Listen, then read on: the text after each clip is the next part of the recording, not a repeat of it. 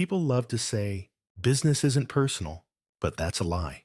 It's always personal, especially when you build something with your bare hands and someone you trusted burns it to the ground for a bigger slice of the pie. My name's Grant Mercer, and 3 years ago, I handed half my soul to my best friend, Ethan Rhodes, and watched him sell it for stock options and a private office with his name on the door. We started MGNR Creative in the back of a failing diner, working off borrowed laptops and instant coffee. We had nothing, just a shared dream and an idea for a digital marketing platform built for small businesses. Ethan was the voice, the slick pitch. A. I was the brain, the builder, the one writing code at 2A. While he polished slide decks and charms, and I didn't mind. Not then. We were brothers. Or at least I thought we were, until 6 months ago. That's when I walked into the boardroom and realized my name had been quietly scrubbed from the upcoming Series B proposal. No mention of me as co-founder. No credit, just Chief Technical Officer, a title they slapped on me like a leash, a formality, a muzzle. I confronted Ethan in his office that afternoon. "What the hell is this?" I asked, tossing the proposal on his desk. He didn't look surprised, just leaned back in his chair, steepled his fingers, and gave me that corporate smile I'd started to hate. "It's cleaner this way," he said. "Cleaner for who? For the investors? They're backing a vision. And between us, Grant, you're not exactly presentable." He said it like he was doing me a favor, like all my nights sleeping on an air mattress in the office, coding through migraines, eating ramen because we couldn't make payroll. None of it mattered now that we had VC interest and a six-figure valuation. He didn't even flinch. I walked out of that office knowing one thing. The man I'd bled beside was gone, replaced by a polished shell with a handshake grip and a loyalty only as deep as his wallet. For the next few weeks, I played along, nodded in meetings, shook hands, smiled through gritted teeth as Ethan took credit for everything I built. But inside, I was charting a different plan because Ethan thought I was the passive one, the quiet one, the guy who didn't fight. What he forgot was I built every line of code, every server route, every algorithm that powered our product. I knew the company inside out better than he ever could, and I wasn't going to fight him head on. No, I was going to undo him, piece by piece, the same way he undid me. I didn't sleep much that first week after the betrayal. Every time I closed my eyes, I saw that boardroom, Ethan's smug face, my name being erased from the legacy I built. I wasn't just angry, I was humiliated. There's a special kind of rage reserved for the moment you realize someone you trusted thinks you're disposable. I started pulling late nights again, not because the product needed work, but because my plan did. See, Ethan thought I was still heads down in development mode, still tweaking code, fixing bugs, polishing features for our upcoming launch. But what I was actually doing was building a backdoor one that would give me quiet access to every system I'd ever architected, from user dashboards to proprietary analytics. Technically, it wasn't illegal. Morally, gray at best. But I wasn't after revenge for pride. I was after justice. Ethan had pushed me out of every key decision.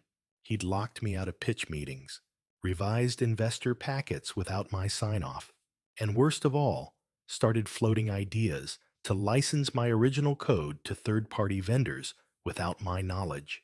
My code. The thing was, Ethan didn't even understand the code base. He could talk circles around a room of investors, but he couldn't debug a loop if his life depended on it, which made my next move easy. I rewrote the root permissions for our product's backend silently, carefully, methodically. Every action inside the dashboard, now logged and mirrored, every system update, required my silent approval behind the scenes. Ethan didn't know it, But every time he clicked deploy, he was running a script I had vetted and filtered. He wasn't in control. I was, but it wasn't enough to just take the company back. No, he needed to feel it, to understand what it's like to watch something you care about slip through your fingers while the people you trusted smile to your face.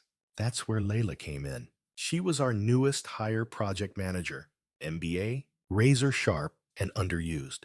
Ethan dismissed her regularly in meetings, barely looked at her unless he needed coffee or a spreadsheet cleaned up. But I saw the way her eyes narrowed when he took credit for her work. She wasn't loyal to him. She was loyal to the job. So I started talking, slowly, inside conversations, late nights, Slack threads that disappeared after 10 minutes. I let her in on what Ethan had done, showed her how deep the cuts ran, gave her a glimpse into what Emir and R could be without him. At first, she thought I was venting, but then I showed her the numbers, the projections, the skeleton of a proposal that would cut Ethan out and give equity back to the people actually building the product. And that's when she said it. If we do this, we have to be smart. I smiled. I'm done playing stupid. This wasn't just a grudge anymore. It was a takeover. And Ethan, he had no idea. The boardroom he betrayed me in would be the same one I'd bury him in. Layla was right. We had to be smart. This wasn't some petty office drama. This was about precision, strategy, timing, the kind of takedown that required more than evidence and anger. We needed influence, we needed allies, and we needed to keep our fingerprints off the knife. The good news, Ethan had burned more bridges than he realized. Over the years, in his climb to the top, he'd left behind a trail of forgotten favors and quiet resentment. Engineers he steamrolled in meetings, designers whose ideas he pitched as his own, early employees who were promised equity that never materialized. People don't forget that kind of betrayal. So I reached out one by one, a late-night drink with Matt from UX, a quiet lunch with Tasha from QA, a random coffee run with Kareem, the first DevOps hire who'd nearly quit after Ethan cut his bonus in half for missing a weekend deployment. I didn't need to convince them of anything. I just told the truth. And every single one of them said the same thing in some form. It's about time. We called ourselves the basement team, a nod to the early days when the company was nothing but duct-taped dreams and pizza boxes stacked beside the servers. We built a plan, not a coup, not outright sabotage, but a shift, a reorg, one the board couldn't ignore. Because here's the part Ethan forgot in his hunger for power. We were the product. He could smile and sell and schmooze all he wanted, but without the people building the foundation, the whole thing would crumble, and he'd never learned to pour concrete.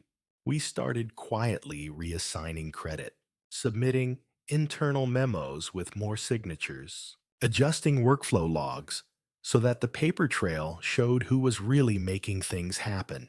Layla and I packaged performance reports, padded with stats, laced with enough red flags on Ethan's oversight to raise boardroom eyebrows. Then we waited until the quarterly review. Ethan, oblivious, walked in like a king addressing his court. Dressed sharp, big grin, he tossed his vision deck onto the screen like it was gospel and launched into a 15-minute monologue about future markets, acquisition models, international reach. But then Layla stood.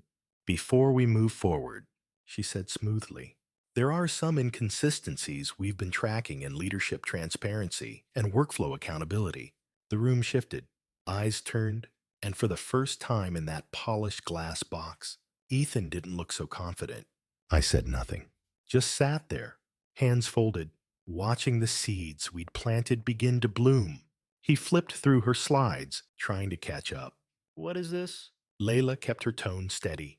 Evidence of decisions made without team consent. Credits removed. projects misrepresented to investors. And then she dropped the line I'd waited months to hear. We believe there's been a breach in the company's founding values, one that merits reevaluation of leadership alignment. Ethan turned to me, stunned. You did this. I met his gaze. No, I said calmly. You did this. I just stopped covering for you. The silence in the room was the kind that carves into your bones. Ethan blinked, like he'd just taken a hit he didn't see coming, which, to be fair, he hadn't. He looked at me like I was some stranger who'd crawled out of the walls and started speaking in a voice he'd never heard before. But I didn't flinch. Not when he turned to the board. Not when he started blustering about loyalty and contribution and overblown concerns. Because I knew something he didn't. The moment someone starts defending their character instead of their performance, they're already losing. The head of the board, Mr. Carson, cleared his throat. Grant, is what Miss Navarro presented accurate? I didn't need theatrics. I didn't need a slideshow. I just nodded. Every word. Ethan stepped forward, like a man walking into a gunfight with a butter knife. Grant's just bitter, he snapped. He's never been able to handle pressure. I kept this company afloat. Carson raised an eyebrow. By misrepresenting data and excluding your co-founder from equity proposals, that's not look. This is a startup. Things move fast. Not everything gets documented. It was the wrong thing to say. Because Layla had documented everything. Every discrepancy, every shadow meeting, every Slack message where Ethan maneuvered for control, wrote off contributions, claimed successes that weren't his. I could see the board shifting, calculating. Ethan was no longer a guarantee. He was a risk. And if there's one thing investors hate more than lost money, it's uncertainty. Carson adjusted his glasses. Effective immediately. We're freezing all leadership decisions until we conduct a formal audit. Grant, you'll be reinstated with full visibility during the review process. And Ethan, we suggest you take a step back. Ethan's mouth hung open, red creeping up his neck. You can't be serious. But it was the beginning of the end, and he knew it. He stormed out, slamming the door like it would prove something. The rest of the meeting continued, tight-lipped and cautious. The board wasn't celebrating, not yet, but they were listening to me now. They had to. Layla and I walked out together. You okay? She asked. I nodded, but I wasn't sure, because I thought I'd feel triumphant. Instead, I felt hollow, unsteady, like the first high after holding your breath too long underwater. That night, I stayed late at the office, Ethan's office. I stood in the doorway, staring at the empty chair, the polished desk, the framed photos of him, shaking hands with people I never met. It should have felt like justice, but it didn't. Not yet. Because revenge, real revenge, doesn't stop when they fall. It stops when you rise. And I wasn't there. Not yet. But I would be. I was finally in the driver's seat again. And this time, I wasn't taking passengers. The audit took 3 weeks. Every day felt like walking a tightrope over a canyon of secrets I'd already crossed. I kept my voice measured, my paper trail clean, my eyes forward. Ethan, for all his bluster, didn't go quietly. He slithered in the shadows, emailing board members, whispering to team leads, trying to stir doubt in the narrative he'd already lost control of. But every move he made just proved the point. Layla kept me grounded. She was better than I deserved, sharp, steady, and unsentimental. Don't gloat. She reminded me more than once, don't spike the ball before the game ends. I listened. Barely. The basement team kept doing what they always had building. But this time, with their names on the commits, their work acknowledged, our Slack channels, once tense and patrolled by fear of Ethan's reaction, began to breathe again. Jokes returned. Memes resurfaced. The culture we'd set out to build before ego poisoned it began to crawl back to life. And still, a part of me waited, waited for the catch, the betrayal, the counterstrike I was sure Ethan was plotting. It came on a Thursday, a legal envelope on my desk, thick, sealed. I opened it and found exactly what I expected: a formal petition from Ethan's personal attorney demanding reinstatement, citing breach of fiduciary duty and unfair dismissal of a founding partner. He was going down swinging. But the problem with swinging wildly, you leave your chin exposed, because buried in the files tucked deep into a supplementary memo was an attachment Ethan never meant for me to see. A contract draft, dated 4 months before the audit. It outlined terms for a buyout offer to sell our core IP to a competitor. Without my signature, without my knowledge, and without even a whisper to the board, he had planned to cut and run, to gut the company and sell the bones for a cushy C-level job somewhere else. We weren't partners to him. We were stepping stones. I sent the file to Carson with no message. I didn't need to explain what it meant. By noon the next day, Ethan was scrubbed from our systems, his badge deactivated, his name removed from the official website. Just like that, gone. And I should have felt victorious. But I didn't, because in the silence that followed, I realized something else I'd lost. We didn't just build a company together. We built memories, long nights, and bad coffee, jokes that made no sense to anyone else, celebrating our first 100 users with a six-pack and a pizza on the hood of my car. He was my friend once, and now he was just a lesson, a cautionary tale, and maybe that was the real cost, not the late nights, not the trust, not even the rage. It was the morning of what could have been. If greed hadn't killed it first, I sat alone in Ethan's now vacant office that night, spinning slowly in the chair he used to occupy like a throne. The place felt haunted, not by ghosts, by echoes, laughter that used to fill this room, shouting matches we called passionate debates, beer bottles on Friday nights, scattered code reviews scratched onto napkins. For a while, this had been home, not just to the company, but to us. And now, the silence in here wasn't peaceful. It was sterile, like something had died and been scrubbed clean. I found myself looking through the drawer he always kept locked. Not snooping, not at first. Just curious, maybe searching for a fragment of the Ethan I used to know, some note, a drawing, a reminder that we were once in this together. What I found instead was a notebook, leather-bound, monogrammed, classic Ethan. Inside were pages of meeting notes, investor recaps, plans detailed, cold, and methodical. And there, halfway through, scribbled in rushed pen, was a list, post-sell-off structure. It had our names, my name, next to it. Buy out 10%. Fade out in 12 months. Fade out like I was an old photo in the sun. Something to slowly erase. I laughed, but it didn't sound like laughter. More like a bark. Ugly. Bitter. That night, I walked home instead of driving. I needed air, noise, life. Halfway through the city, I stopped at the diner where MJNR was born. It was still open, still smelled like burnt eggs and dish soap. I sat at the same booth where we'd once sketched out the architecture for our first platform on a stack of napkins and unpaid checks. Marlene, the waitress who used to sneak us free coffee, recognized me. Didn't think you'd be back, she said, setting down a mug. Didn't think I would either, I admitted. She looked at me. You okay? I wanted to say yes, but the truth came out instead. I won. She gave me that knowing look, the one only women like her can deliver. And I think I lost more than I thought I would. Marlene patted my hand. That's what winning feels like when you have a heart. Hoon.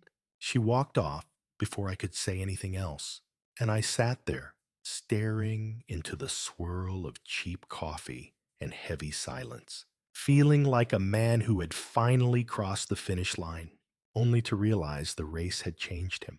Because revenge doesn't end with a clean break, it leaves residue. And sometimes the hardest part isn't taking someone down, it's waking up the next day and figuring out how to keep standing alone. The news broke 2 days later. TechCrunch, Forbes, a dozen mid tier blogs that never bothered to check facts before running with a headline. M. Nanandar Creative shakes up leadership. Co-founder ousted in sudden reversal. Ethan's name trailed headlines like a rotting tail.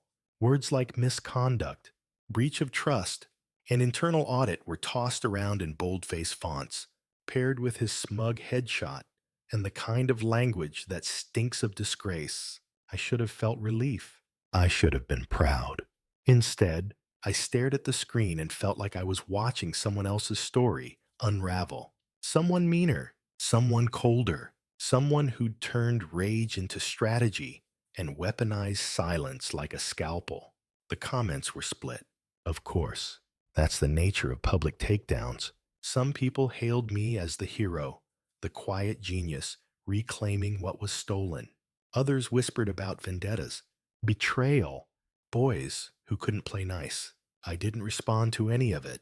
I didn't need to, because I had work to do. Layla and I sat down with the board and rewrote everything: equity structures, roles, transparency policies. We invited old team members back, the ones Ethan had alienated, the ones still bitter, still wounded. Some returned, others didn't. I respected both choices. One afternoon, as we were finalizing the restructure, Layla closed her laptop and looked at me with that brutal honesty I'd come to expect from her. You got what you wanted. I nodded. Yeah. She didn't blink. So why do you look like you lost your best friend? I hesitated. Because I had lost him. Not the version of Ethan from boardrooms and buyout drafts, but the one who once slept on my couch, who knew how I took my coffee, who covered for me when I bombed our first pitch deck and told me, screw it. We'll rewrite it from scratch tonight. That Ethan, he was dead, and maybe he'd been gone a lot longer than I wanted to admit. I think I was grieving the idea of him for longer than I realized. I said quietly. Layla nodded. Grief makes good armor until you start wearing it on the inside. We didn't talk much after that. Just the sound of keyboards and the humming tension of a new chapter being written in real time. That night, I walked back into the office, alone, stood by the window, and looked out over the city we once tried to conquer together. The lights didn't blink any differently. The world kept spinning. But inside me, something cracked softly, not broken, not fragile, just open. Because I hadn't just won the company. I'd inherited the burden of what came next. And whether I liked it or not, this story was mine now. No partner, no shield, no excuses, just me and the echo of every decision I made to get here. Weeks passed. The company stabilized on paper. At least, clients stayed. Investors, after a few tense calls, moved on from the scandal and focused on the numbers, which had never looked better. The platform was evolving again, this time under leadership that actually respected the people behind it. But I wasn't celebrating. I was adjusting. Every day, I walked through halls that once felt like home, now echoing with the absence of someone I'd spent years building a dream with. Even Layla noticed the way I carried myself, like I was waiting for the past to tap me on the shoulder and ask if I was sure. I was sure. That didn't mean it didn't hurt. I worked later than I should have, not out of obligation, but out of fear. Fear that if I slowed down, if I gave myself too much quiet, the guilt might start to speak louder than the victory. Because the truth is, I had gone too far. I could have stopped Ethan with half the effort. I could have approached the board earlier, presented my case like a responsible adult. I didn't have to build a silent coalition, didn't have to make him walk into a trap. But I wanted him to fall. I needed him to feel it the way I had, to know what it was like to look around and see nothing familiar. no one loyal, and realize he had no one to blame but himself. That was the cost of my revenge. I didn't just burn a bridge. I turned it to ash, then scattered the pieces where no one could find them again. And some nights, I wondered what that made me. One night, I was still at the office when the cleaning crew came through. One of them, an older guy named Luis, paused at the whiteboard where Ethan and I used to scribble insane ideas at midnight, fueled by caffeine and stubborn optimism. "You the one who started all this?" Luis asked, wiping the board clean. I hesitated. "Yeah, I guess I am." He gave me a small smile. "Looks like it's still standing. That's something." And it was, but there was more. It wasn't enough to tear something down. You had to rebuild it. Stronger, smarter. Kinda, that was the part Ethan never understood. And now, I had the chance to get it right. I walked back to my desk and opened a new document. Manar 2.0. It wasn't a press release or a marketing plan. It was a blueprint for the culture, for the people, for the values we said we believed in. Back when we were just two broke kids chasing something bigger than ourselves. The company was mine now, but the legacy that was still up for grabs. And this time, I wasn't going to let ego decide how it would be written. The first time I saw Ethan again after everything, it was at a tech conference 6 months later. He wasn't a speaker, just another guy with a badge and a company name I didn't recognize. A startup I'd never heard of, some AI logistics platform with an inflated valuation and a dead-eyed co-founder trailing behind him. He looked smaller, not physically. He still wore the same tailored suits, the expensive watch, the polished smile, but the air around him wasn't the same. It didn't command attention anymore. It begged for it. I noticed him before he noticed me. And when he finally did, there was a flicker of something in his eyes. Not anger, not shame, just recognition. Like he was remembering a version of me he no longer had power over. He didn't approach me. Not at first. Just hovered by the espresso bar, pretending to scroll through his phone, pretending not to watch. But eventually, he made his move. Grant. His voice was softer than I remembered, less rehearsed. I turned, met his gaze, and waited. I heard MJRNR's expansion hit Series C, he said. Impressive. Thanks. He shifted, uncomfortable in his own skin. Look, I know I was ruthless. I was stupid. I thought if I just got us to the next level, everything else would work itself out. I didn't say anything. Not yet. He went on. I miss the early days. I miss us. I don't expect forgiveness. But hell, I guess I wanted to say it anyway. And just like that, the weight I'd been carrying loosened its grip, because I'd spent so long imagining this moment, rehearsing what I'd say if I ever got to confront him with everything. But now that he was standing in front of me, stripped of ego, humbled by consequence, I realized something. I didn't hate him anymore. He'd already lost more than I ever could have taken from him. He'd lost his reputation, his power, and most importantly, his place in the story. I stepped forward, close enough that he could hear me over the crowd. You didn't just break a company, Ethan, you broke trust. And that doesn't come back with apologies. He nodded, quietly.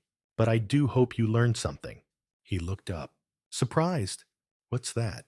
That when you burn the wrong person, I said, sometimes they don't come back for revenge. Sometimes they come back to replace you. I walked away before he could answer. Not out of pettiness, out of peace. I didn't need the last word. I'd already lived it. And as I stepped into the next panel, surrounded by new collaborators, new energy, new purpose, I knew that the real revenge wasn't Ethan's downfall. It was my rise. The office looked different now. Not just the furniture or the rebranding or the faces in the break room. It was the energy, lighter, clearer, like a storm had finally passed, and people could breathe again without waiting for thunder. Maninar wasn't just surviving, it was thriving.